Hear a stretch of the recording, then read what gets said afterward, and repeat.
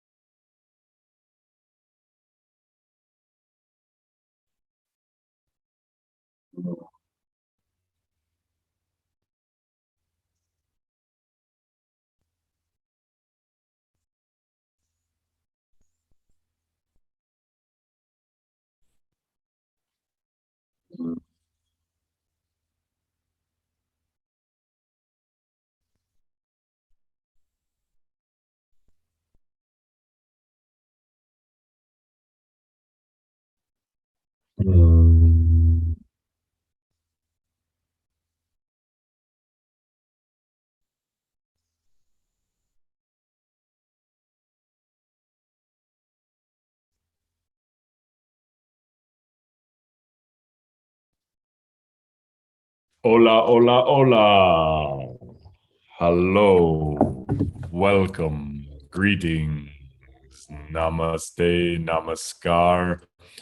Buenos, feliz Dia Muertos.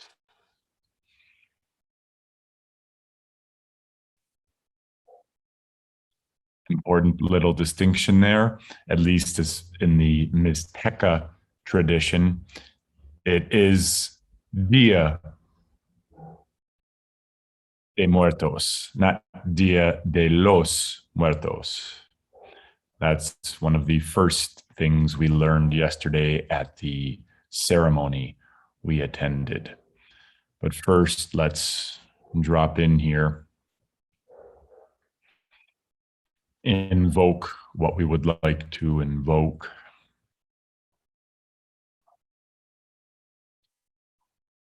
Maybe drop into our breath, maybe drop into the depth.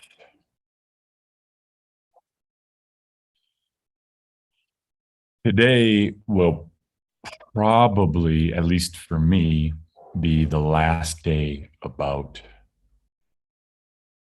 Dia de Muertos.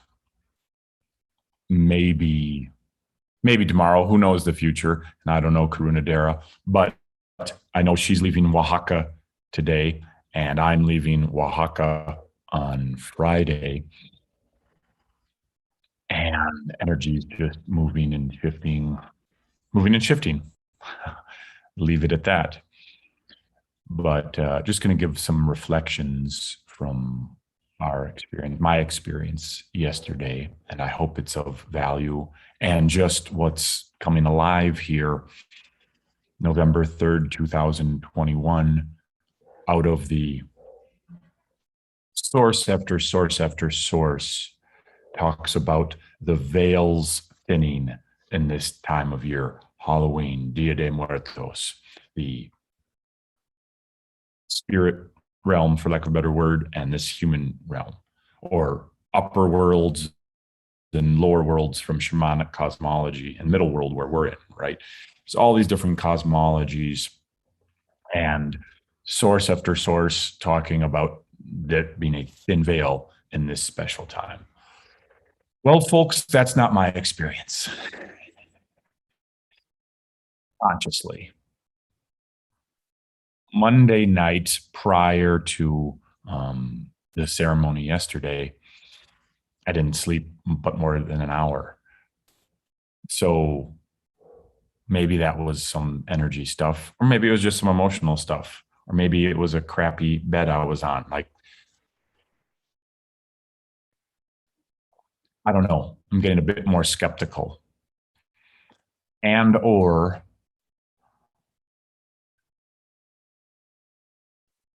the further out we travel, the more subtle things get. Most of you have heard me talk about my experiences in the summer of 2003, where I went hurtling way, way, way beyond death. I'm still integrating that.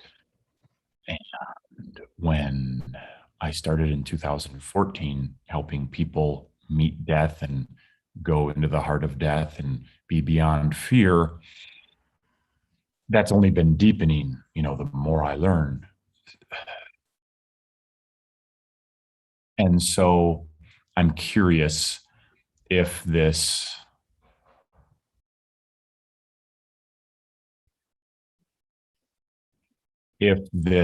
veils being thinner. Yes, one hand it's true. And another hand, as our consciousness expands, why can't the veil always be thin? Right? Those of you listening to this right now that are more advanced than me, and there's plenty of you, you can talk to spirits all the time, right? I'm not there yet. I might not get there in this lifetime, but that's me. I'm interested in you and your desires, right? So what comes to mind with that in Dia de Muertos and Halloween is if there's a big bunch of us focusing on it and meditating on it, well, of course it's going to be easier, right? Energy amplifies energy. So I guess that's the final report about Dia de los Muertos, is it's like everything else in life. Where our focus goes and energy goes, there's going to be manifestations. Okay. If all I do is think about and obsess on making money, I'm going to make money. If my only purpose in life is to be a millionaire, I will probably become a millionaire. Right. And when I say I'm talking about you and all of us. If you devote 100% to any one thing, you'll get there. Right. The thing is, all of us are amazing, powerful beings with the ability to bifurcate and trifurcate and quantificate our attention and awareness. So we send energy to our family. We send energy to our friends. We send energy to our work. We send energy to our spiritual life. We send energy to all these different ways. So our energy is all over the place, right? But when we focus in, remember the midif we've been talking about recently, when we focus in, we'll go somewhere. So this Dia de Muertes phenomenon, I think, is a collective bunch focusing in on, let's connect with ancestors and spirits. Great, all for it, because it's going to be easier if we're doing it together, right? If I'm trying to lift 500 pounds, it's impossible for me. But if 20 of us are together, 30 of us, we can easily lift 500 pounds. So that is my maybe final thoughts on Dia de Muertes. So in just a couple of sentences, a little bit disappointing yesterday for me in Crunadera, this ancestors ceremony we went to. For me, it was surprisingly disappointing because I had a wonderful individual session with this curandera, this Mexican shaman lady, before I went into the dark room retreat. Very nice, powerful healing session. A lot came up, a lot of movement. It was great. So, full honesty, I had high hopes for yesterday. And it was disappointing. I got a sense of my mother. I got a sense of my grandmother and my friend Alan, who I want to be with. Definitely had a sense, and the wind kicked up, on the high point of the ceremony where it was connection time. But the big takeaway is their spirits are always available, right? That's the whole point of spirit, as I understand it. And if you disagree, let me know. This is a dialogue. This is a discussion. But spirit is not place or time local, right? It's around and available. This body is finite. I assume your body is finite. Well, let me be careful with my words. Components of this physical manifestation are finite, or not. Now we're getting murky and I'm falling off a track. Um,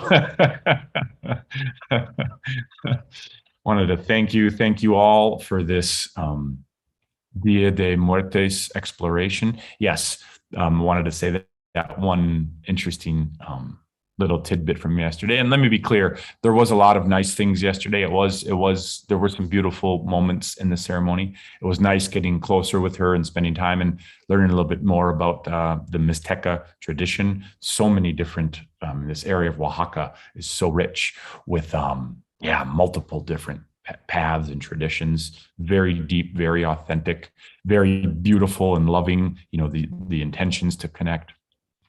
Anyways, in the Mixteca, there's no los. And so she corrected that. So I, from now on, will be saying Dia de Muertos.